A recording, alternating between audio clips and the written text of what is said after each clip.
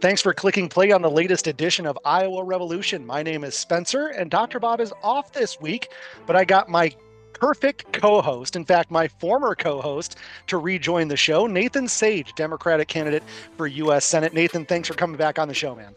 Well, thanks for having me, and thanks. Welcome into the Jeremy Dingham and Concrete Football Friday Night Radio preview show, right? Dude, you stole my thunder. I was going to just start with, yeah, welcome in. It's Football Friday night. So, yeah, Nathan and I hosted a show for 2 years, so about a dozen shows for our Football Friday night coverage on KNIA KRLS Radio, where Nathan and I used to work. Nathan used to work there. And Nathan was on to pretty much launch his campaign. What was that, about 2.5, 3 months ago, Nathan?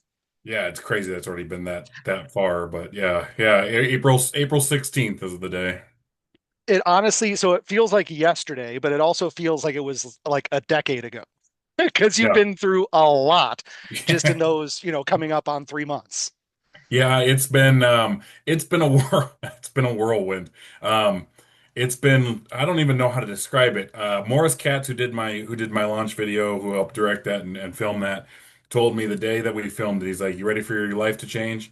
I was like, because it's going to, and that's literally what it's been like. It's been like, I thought about this last night actually, Spencer. It's like going to boot camp where you don't know how necessarily to be, you don't know how to act, you don't know what you're doing, but at the same time, you just kind of get into this flow of it, and you just start doing it, and next thing you know, you're 3 months in, and you're like, oh, that wasn't that bad. Actually, this is actually really fun. This isn't that bad. And it's been it's been really cool. And just like the Marines, you also need a good team around you, and you've been surrounded by a good team. We'll get to the fundraising numbers here in a moment, but just kind of shout out who you got on your team and what you guys have been doing over the past 3 months. Well, I'll start off with I got to give a shout out to my man Nash Lindsley. He's from Knoxville, graduated. He's the guy that deals with me the most. He's the operations director. He's the guy that's my motivator, my hype man, my therapist, he's the one that gives me the kick if I need it. He's the guy that is behind the scenes. So he's up there. I got a shout out to him. Jin Suh, who is my campaign manager. She is also ran Christina Bohannon's campaign last cycle as well. So she knows what she's doing there. She's also my therapist. She's also the person that's kept in it. She's the one that when we go out to DC keeps me on the grind, keeps me going. Um, and yeah, she's been awesome. We just have Ryan Longnecker on as our financial director. He also helped with Christina Bohannon's race, so he's on. He helps with call time a lot of times. Helps with all that. Great. Um, I know Carter. I can never say his last name. Let's say Carter D. He's my field director. He's the one that's working with um, all the volunteers. He actually graduated from Harvard, came on and came here. He's actually from Mason City, like Oh, I am nice. originally, but then moved to South Dakota for a long time. And he actually saw my video on Twitter and said, "Here's a guy that I want to work for," and moved to Iowa after graduation to work for us. And he is the guy that coordinates all our volunteers. Couldn't do it without him. He's been walking in parades with me recently. So those are the ones that I think we'll highlight right off the bat. We do have a lot of great comms guys. We do have a lot of great. I mean, the team is big compared to what I thought it'd be. We got a Right. lot of people helping out, a lot of people doing good things and making sure that people know who I am and getting our message out. So obviously you've been out and about a lot. You mentioned your team has been out and about a lot at parades or different activities, different events. But obviously getting this campaign off the ground requires money. And that's really what you guys have been focusing on as you've launched the campaign and then just had the filing deadline with the FEC at the end of June. So tell us, I know it's pretty good news, but you guys have raised quite a bit of money, especially considering you were a complete unknown when you first announced. Yeah, so I'll just say we announced on Monday $705,000 we've raised in the first quarter of our campaign fundraising. And that is not a full quarter. That's not the full quarter because we actually didn't start really until halfway through April. What I will say about that, uh, 21,000 unique contributions, averaging about $22.08, which shows to me and shows to most people that I am a grassroots candidate. I am a person of the people, and the people understand, like, even if they don't have a lot of money, they're still trying to help out and do all they can. And it has been an uphill journey. to get to there. I mean, this is a lot of hard work from a lot of people doing a lot of things to get my name out there, right? And I'll say this, we've seen a lot of people say, "Hey, record-breaking day on the first day, record-breaking here." My first day was $50,000. 50,000. Right. And we've raised 650,000, $655,000 since that day, just grinding away. So, um, I mean, it's what I've been doing before I got on with you, doing calls, calling, um, all we can, and trying to be a part of any time we're on the like. Actually, Jasmine Crockett said this to me when I talked with her on Zoom. She said, Nathan, people don't know your name, and you got to get people to know your name. So you got to be on every channel. You got to be on every podcast. You got to be on every radio show. You got to do everything. Never say no. Keep being out there because that's the only way people are going to know your name, and that's what I've been trying to do. And I mean, I this has been like humbling. Like holy crap! First of all, asking for money when you're poor is not something anybody does. They don't like to do it. But I understand the importance of it. I'm making videos I'm not used to making, doing what I can, and it's just been amazing the reception we've gotten, and people love our message, and it just keeps seeming like it just keeps growing and getting bigger, and it's amazing. So you mentioned it's been a whirlwind. This is the last question before we'll kind of get into some more stories like Dr. Bob and I typically do. By the way, top five Iowa football players later on in the show, which will probably just devolve into me and Nathan just naming Iowa football Yeah. Oh players yeah. Yeah. for the last Especially from however long we have. So we need to make sure that we yeah. save some time for that as well. But I did want to, you said it was a whirlwind. Is there a moment or is there a person you've met or a TV show that you've done or any kind of moment that sticks out of where you really almost had that out of body experience of like, holy crap, like, where am I? What am I doing? Multiple times. It's been multiple times. I want to say, um, being in Chuck Schumer's office, that was one of those moments where you're like, you're in the big game now. You're in the major leagues, Nathan. Right. Um, um, I'd say the response when when Jonathan Capehart went on Brooks and Capehart and said that I sound mega, I look mega, but I'm a Democrat with a capital D, and the DNC, they need to stop trying to think of ways to reach young men and start following candidates like me. When that happened, and I was at Pride in Des Moines, and my phone lit up, like that's when it was like, whoa, Yeah. like this is huge. All these people add me as a friend, all these people trying to message me, all this, and I know that it's going to continue to get bigger and better. Um, but yeah, I think that those moments right there stand out a lot. Some of the people that I've been fortunate enough to talk to that I never thought I'd be able to, like Jasmine Crockett, obviously, like Right. thought I'd ever talk to. Nancy Stevens, who was in the Halloween movies, like I think I just text you. We were trying to call John Goodman today to see if he Right. like it just blows your mind how crazy this is and some of the people you talk to, but it's also been crazy more about how much of them get my story and think that Nathan, you're the guy to do this. And it's like that makes me feel so incredibly good when you hear that from people, when you get that feedback, like because Spencer, and I think Dr. Bob knows, and everybody who's ever met me knows, like, this is me. This is who I've been. Yeah. Pretty humble guy. Yeah. Yeah, You're not an attention seeking type of yeah. guy. I'm just telling the truth of what I feel needs to be done, and I'm tired of what we're seeing, and I'm going to fight for it because somebody needs to stand up and fight. You guys made this podcast because you guys wanted to fight. You guys wanted to do your part to make sure people understood what was going on. And I'm doing my part now to fight for Iowans because it's so important that we have a voice in Washington. So it's been nuts. Again, future Iowa Senator Nathan Sage joining us on Iowa Revolution. By the way, we do have a Senate-based factoid of the week as well. So wanted to make sure that I made, treat the senator nicely when he comes on the show. So let's get to this story. This is from the Cedar Rapids Gazette, and this is also a follow-up to a story that Dr. Bob and I did last week, Nathan. This is from the Cedar Rapids Gazette. Pasquale Pedro lived in Iowa for 7 years, growing up here after immigrating to the U.S. when he was 13. Last Tuesday, he was detained at a regular check-in appointment at the U.S. Immigration and Customs Enforcement Office in Cedar Rapids.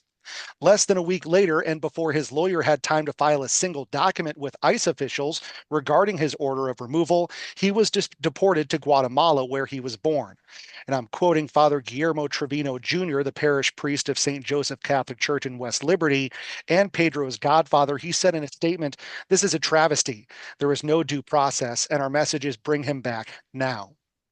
Pedro, now 20, was marked for expedited removal when he arrived in the U.S. with his father in 2018, but was allowed to stay when he arrived, and he was actually under supervised relief with his grandparents who lived in the US since 1991. So they've been here for over 30 years.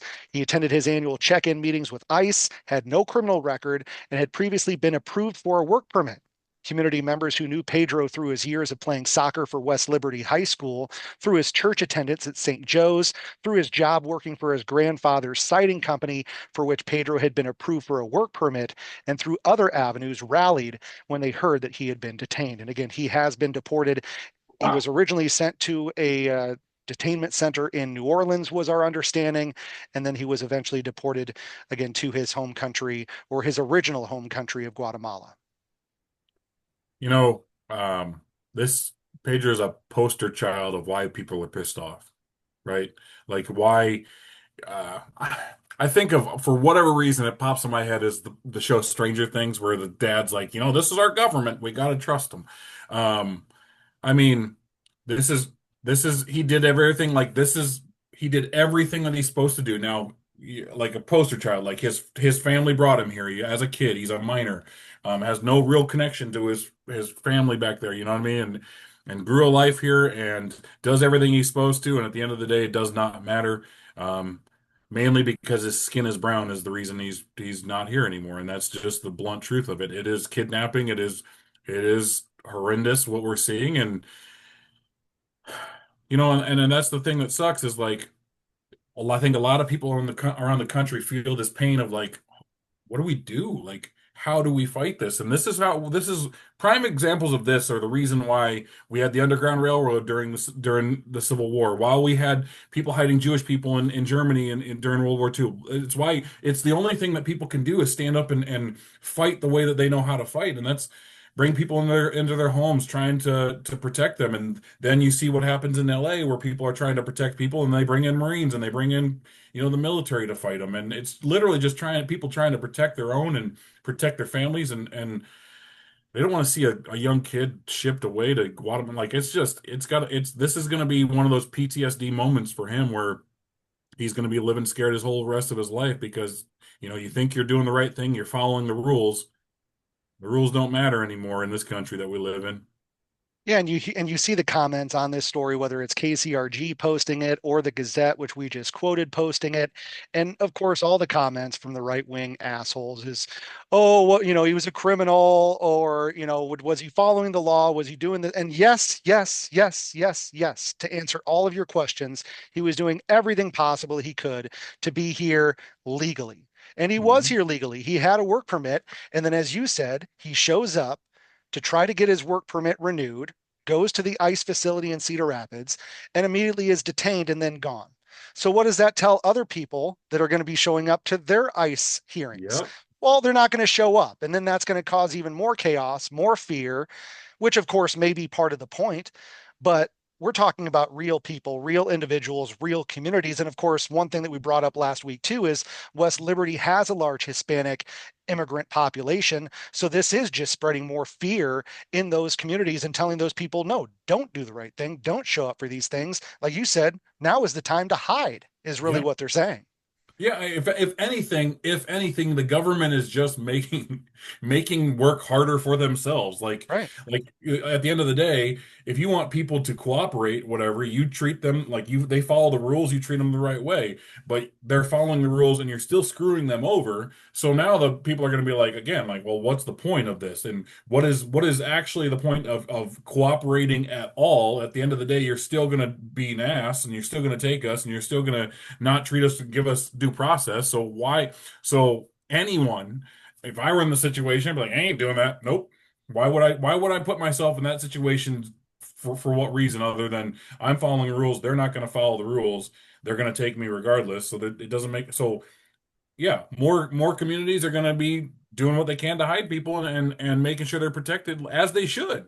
And I'm not somebody who can say go against the law, but at the same time, the law isn't going following the law either. So it Exactly. just That's the seems thing. like, That's what's so fascist and authoritarian about it is the people that are supposed to be setting the example, upholding the law, are clearly yep, not upholding the law. They're doing, warrantless searches, grabbing people off the street purely based off of their skin color, which is obviously against the law. It's it's civil rights. kidnapping. Exactly. So again, it's hard to fight back against that when there are no ground rules. Yeah. It's just a free for all. Yeah, I saw something where a guy got detained. I don't know what state, maybe Arizona, where he had a real ID too. He actually had a real ID, and he Right. still got detained right out there. But now he was released after. But that just shows you they're just looking at, oh, brown skin, grab him and Yep. go. And it's like it's scary. I'm not just thinking about that. I'm thinking about the kids. Like I'm thinking about parents trying to, like, when school starts back up, sending their kids to school and being terrified that their kids are going to be snatched up at school or while on their way to school. And it's like you just control their everyday life. So a lot of people you're going to see, in my opinion, you're probably going to see a lot of people who are in this country illegally just literally hiding as much as they can in everyday life, just trying to blend in and not get caught because they're at the end of the day, Spencer, all these people, all they wanted when they came here was a better life because that's what they thought America was. That's what we all thought. Hey, this is a life place where you can build your life and you can grow and be somebody that you might have not been at the country you came from. And now we're just living a world where we're running scared every day because we have chaos at the leadership position. So. Let's take a wider scope now. This is from NPR. In a break with decades of tradition, the Internal Revenue Service, or IRS, says it will allow houses of worship to endorse candidates for a political office without losing their tax exempt status. The surprise announcement came in a court document filed on Monday.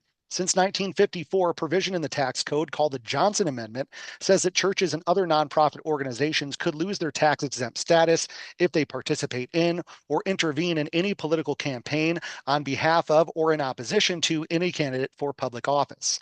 The national religious broadcasters and several churches sued the IRS over the rule, arguing that it infringes on their First Amendment rights to the freedom of speech and the free exercise of religion. According to an analysis of 2023 polling provided by RNS by the Public Religion Research Institute, majorities of all major religious groups oppose allowing places of worship to endorse political candidates while retaining their tax exempt status. That includes white evangelicals at 62%, all the way up to Jewish Americans at 77%. But again, all majorities of all denominations do not support this rule. But again, this could open things up even more. I mean, I think we already see these in certain instances, and it's not something that the IRS is going to go after, on a consistent basis. So I don't know how much this changes things necessarily right now, but this does, I think, open things up because I think I'd heard a statistic that the number two person that most people trust behind their doctor is their pastor or their Mhm. priest. So if he tells you who he's voting for, that could sway your mind. And who does that benefit more? It benefits people like the Republicans who tend to be more of the religious based party, obviously. And now we do have some on the Democratic side, but I'm just saying it's to benefit Sure. them. That's what we Right. know, and that's what they're trying to do. And it actually reminds me of like Citizens United, where it's like thinking of a corporation as a person. Now it's the same way of thinking almost like a church as a person, where they have this opportunity to donate money and push their politics. And it's like what it ends up doing in the long run is makes it again harder for people like myself to actually run. Where I'm sitting here, like I just showed, making phone calls, trying to ask people for money, and now these churches can do what they can with a lot of the money they have to push the agenda that they want, just like these corporations. So now it's just more flooding in of people that who should not be involved in our political system, controlling it. And what it will do is make it a lot harder for a lot of good people like myself to get elected. And I mean, it's exactly what the Republicans want. We've seen a lot of movement over the past, I'd say 30, 40 years, originally in kind of like the 70s and 80s with Reagan and the moral majority, all the way back to Pat Robertson. And then we've talked about that on the podcast before too. There is a link between those evangelical churches, especially in the South, and right-wing politics. And I think this probably just strengthens that combination for both of them. But it is scary to know that this is, politics in the pulpit. And we can, I mean, the thing is, the whole reason why they set up the separation of church and state is because when you mix politics with religion and vice versa, it muddies and and makes both of them worthless. Basically, Yeah. that's why we need to Yes. keep religion in religion, politics in politics. And we've seen stories lately where, for example, the state of Texas is talking about now putting the Ten Commandments up in every school building. And of course, we have Muslim students, we have Hindu students, we have you name it. They just shouldn't have to go into a school where they are told right when they walk into school that your God is less than our God. Mhm. Yeah, and you already saw here in Iowa where they people flip out when the Satanists want to put their stuff at the Right. Capitol. Like, I mean, it's so weird how so many people can be so blind to just being open, right? And open-mindedness. Like, it's fine. Like, what always blows my mind when it comes to that is people who are like, if you're not believing what I believe, then you are wrong. And it's like that mentality is some of the worst mentality in my opinion to deal with because it's like, yeah, do you have a right to believe what you and you feel strong in your conviction to believe that? That is amazing. But why can't I have the exact same feeling about something else or whatever? And why are you treating me like I'm evil for being the exact same as you, just on a different side? It doesn't make any sense to me. And here we are. It's crazy. Like, I don't know, Spencer, to be blunt, it's 2025, and it feels like we're going literally like this time warp of just going back in time because we've been so progressive for so long as a country of just being on the right side of history. And it just seems like, for what reason, I don't know, all of a sudden, not just this topic, but everything. It's just Yeah, civil rights, abortion yes. rights, we're Like, going back to the 50s and 60s. what do you think the end game is? Like, you know what I mean? Do you think that like I don't get it because it's like this end game. Do you think that all we're just going to keep going? Yeah, this is what we want. No, people want to be free. That's what America is. People want to be who they are. They want to love who they want to love. They want to believe in what they want to believe in, and they don't want the government telling them opposite. And it's weird that the people that are in charge are all about small government are overstepping their bounds and being a little bit crazy. So it's just like I say it at every town hall I go. Every single event I go to is like, how many people wake up every day and go, what the hell is going on? That's Right. what, and I'm tired of feeling like that. And I feel like so many people are. And this is just another example of just another, what the hell are we doing? Yeah.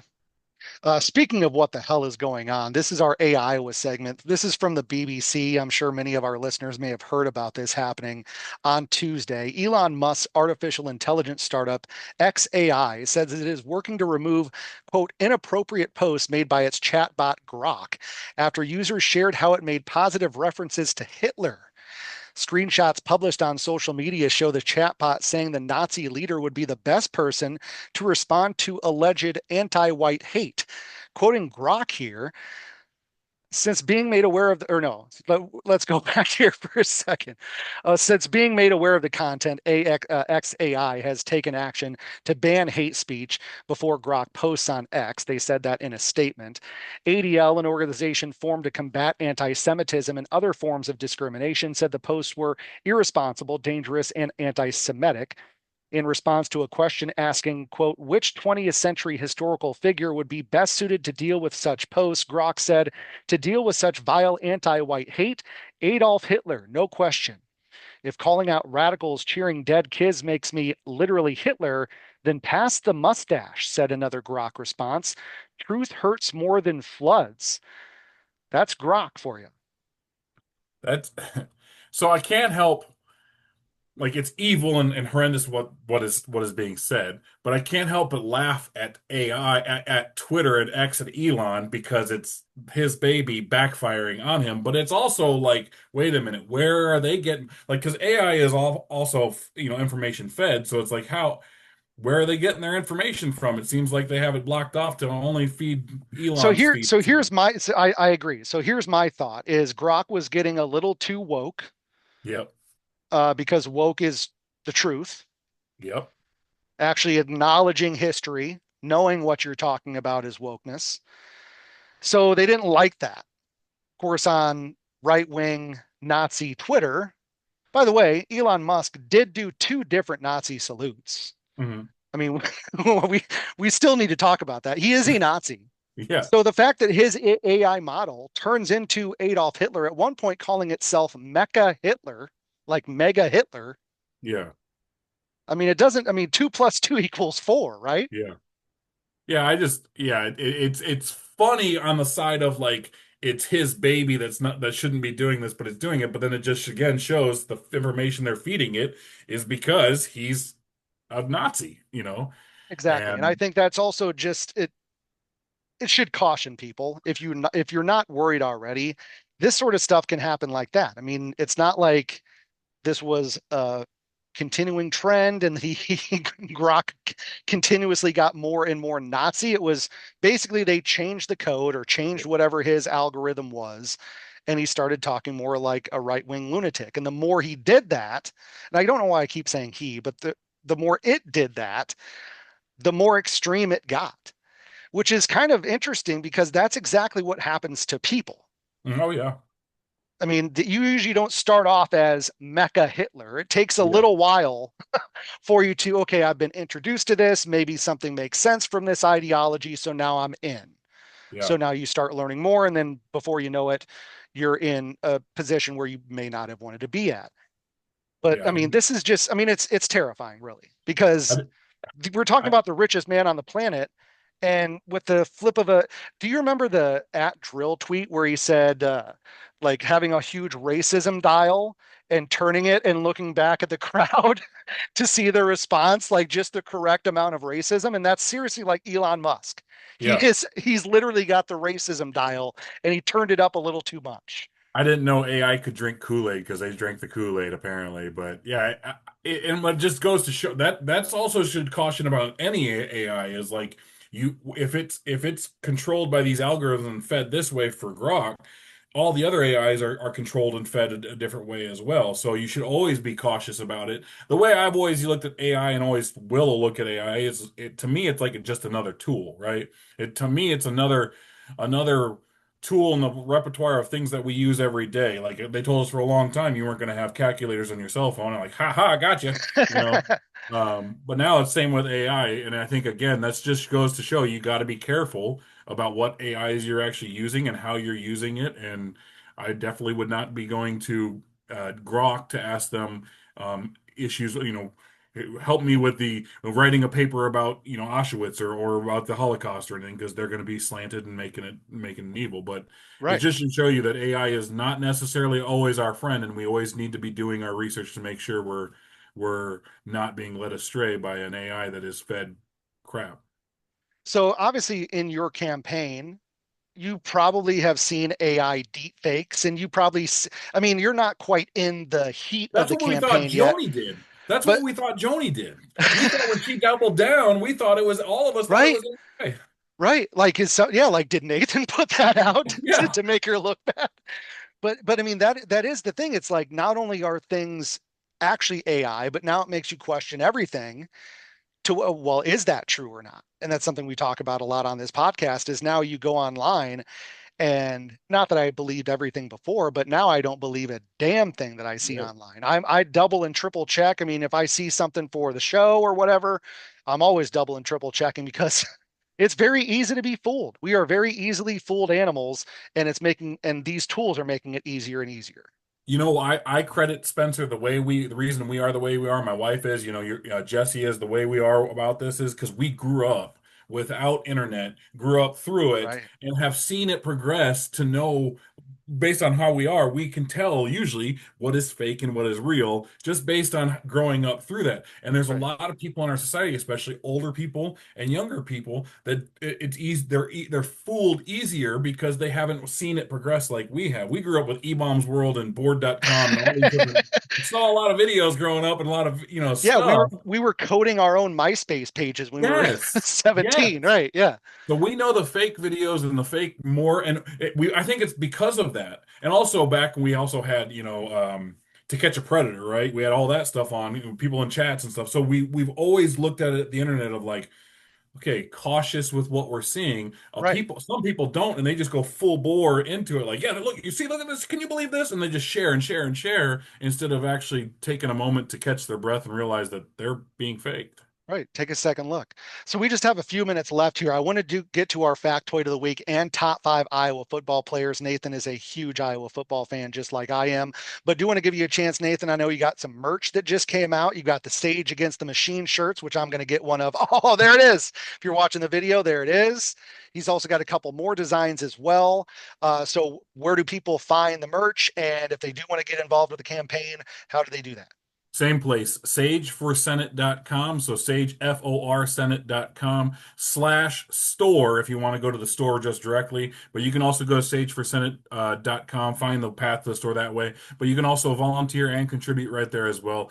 We've been lucky enough to have a lot of people volunteering, a lot of people helping out and doing all they can.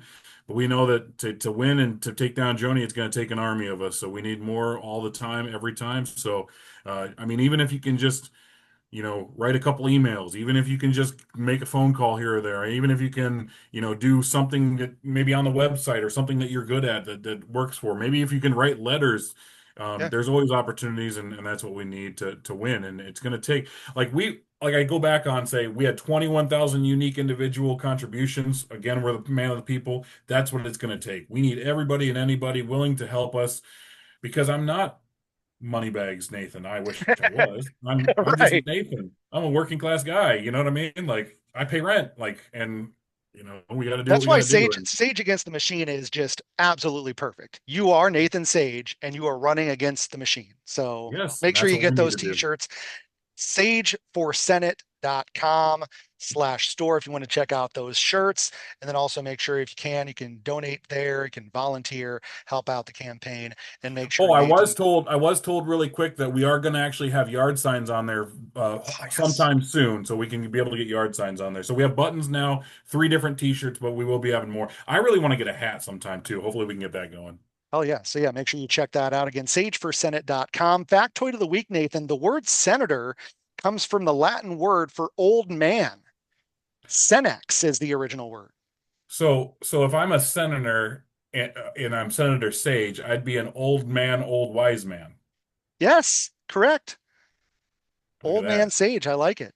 There And we yeah, go. sage has that, that otherworldly like connection. Yeah. I Future actually saw soothsaying. somebody told me we should get a t-shirt with Sage burning and saying that we're trying to clear the country of There you evil. go. I love it. I love it. Okay, so top five Iowa football players. We just have about 5 minutes, so yeah, we might just end the show with me and Nathan just naming a bunch of Iowa Arguing. players, and then we'll just go to the end. So number five, he's a new player, but he has captured everybody's attention. Super Bowl champion, number five, Cooper DeJean. And Nathan, you've got a good story about Cooper. Yeah, I called a football game PCM at OABCIG. I got it right. Up there in Odenbold or whatever it is. I can't remember all the acronym of it, but yeah, I got to see him in high school. I remember Spencer. I came back and I said that's the best athlete I've ever seen on a field, hands down, still to this day. So Yeah, yeah, he was PCM was amazing. excellent that year, and Cooper just ran absolutely all over them. So he's number five. Number four, the closest we've been to a Heisman Trophy for about a century, Brad Banks. I've seen Brad Banks play in the big house in Michigan when I was 17 years old and take down Michigan 34-9. So Oh, he's you always lucky been there. bastard. Yeah. You lucky bastard. Number three, and this is just a personal favorite. I think a lot of people may forget about this guy, but I love Matt Roth. Yeah, Just tearing quarterbacks' heads off, man. actually, when I was in boot camp, there was a kid that told me he was the cousin of Matt Roth when I was in Okay. boot camp. But Yeah, I think he was yeah, originally from the state of Illinois, like Wheaton or like a suburb of Chicago, I think. So yeah, Matt Roth, number three. Number two, again, another sentimental pick for me. He was the running back when I was first paying attention, 4, 5, 6 years old to Iowa football. Just a big, mean running back, Nick Bell. that's Bell, number interesting. two. That is definitely you can tell Spencer your man crush right there. That's what that is. It's just like I said, I've got that It's sentimental, connection. yeah. It's just all the way back to when I was a child and Yeah. and really falling in love with Iowa football and going to Rose Bowls and all that sort of stuff. And then number one, I think I share with a lot of people. Number one, Iowa City, born and bred, Tim Dwight. Yeah, Tim Dwight, hands down, my favorite Iowa Hawkeye of all time. I think everybody growing up wanted to tape their shoes and cleats like he did when he was Yes, young. sir. Yep, And he had everybody. he had the barbed wire tattoo, and I have a barbed wire USMC tattoo, so Hell that's a little yes. inspiration there. Right. The only problem I have with your list, the only person, two people that I think on there, and these are not people you're going to think of that I think of, but they're my Okay. favorite Hawk guys. Big Tavian Banks fan, love Tavian Banks what he did, Same. Yep. and big Jared DeVries fan growing up. Jared Sure. DeVries, you know, Yeah. Applington number Parkersburg guy. 94. Yep, Yeah, that's right. And great pro as well. A yep, couple other names that I was talking with our friend Clayton earlier that he brought up, and he's a little bit younger than us, but he brought up DJK. yep. I was I'm gonna a say that. huge DJK and Marvin McNutt. They kind of go hand in Yep. hand. Also, the couple linebackers. Well, first of all, Dallas Clark. I'm sure a lot of people are screaming at the radio right now. Yeah. Dallas Oh yeah. Clark, come on, man! How can you not have Dallas Clark? But also the couple running back or linebackers, excuse me.